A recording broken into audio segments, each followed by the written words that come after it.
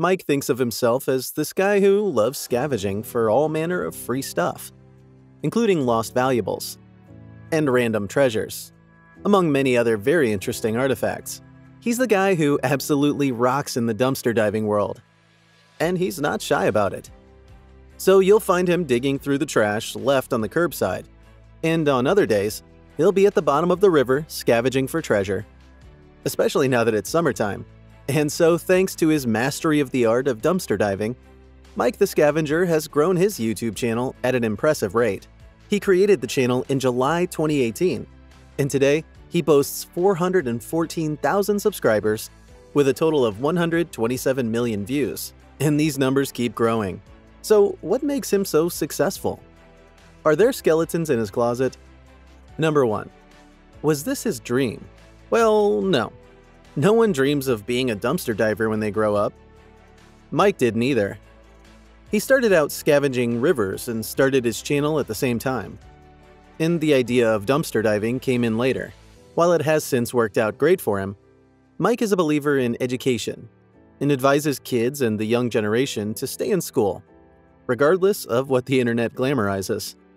Number 2. Treasures and lifesavers.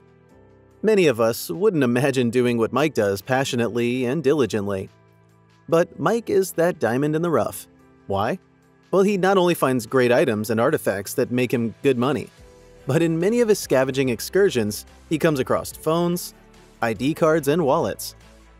And what he does with all of these amazing things is that he doesn't ignore or keep them. Instead, in case of such discoveries, Mike makes it his mission to find the owners of these items, then return them. Losing such vital things can be beyond stressful. So, thanks to Mike's scavenging, he lifts the stress and gives people that much-needed break. Number 3. Old car. When he started, Mike owned a Chevrolet pickup truck, which he affectionately called CJ. The one unfortunate morning, his then 16-year-old daughter pulled up in front of him, driving at maybe 50 or 60 miles per hour, though no one was badly hurt as they both got off with minor injuries. The truck sustained most of the damage and was non-functional. So he rented a white Ford, which he used until he got his big silver Tundra. Number 4. Biggest unimaginable score.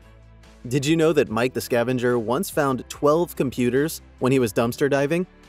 And they were all from one dumpster. While all the 12 computers didn't have hard disks, they were in perfect working condition as they only needed new hard disks. Obviously, it makes sense why the computers didn't have hard disks, because at the end of the day, no one wants their data to fall into the wrong hands.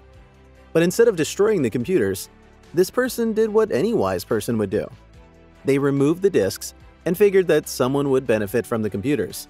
Besides computers, he's also found other worthy electronic devices, such as a Mark recorder box, several VR8S, Vietnam-made Marshall speakers for guitars, and even transceivers. The transceivers, for instance, go for about $90, so you can imagine how valuable his finds are normally. Number 5. Passions and love for music. The second impressive thing about Mike is that he's a proficient guitarist. While he doesn't have a band or anything like that, he has in the past spent a lot of time jamming around with his uncle. His uncle gifted him an Ampeg half-stack with tubes as a kid, and he really loved playing it. After some time, he sold them and bought the Gibson acoustic guitar, which he still owns and will play from time to time. Number 6. More electronic treasure. You don't have to be MacGyver to know that a piece of electronic is valuable. And although Mike is no MacGyver, he knows a valuable piece of electronics when he sees one. One day, when he was dumpster diving, Mike found an Xbox 360, aluminum lights, battery backups, and other super cool stuff. All these items fetched him some really good cash. Number 7. Know where to dumpster dive. Mike doesn't just take his viewers on exhilarating dumpster dives around the city, but he also educates them. For example, did you know that while dumpster diving isn't illegal in Texas, dumpster diving in and around private establishments and property can be a problem? To dumpster dive in such locations, it's important first to seek permission. A simple request could do because you don't want to be accused of trespassing. Number 8. Future plans. He's not just about the dumpster diving lifestyle. Mike hopes to purchase his piece of property where he can set up a shed and storage for all his finds. their current space in their rental home can only accommodate so much, and it's illegal to construct a shed for extra storage.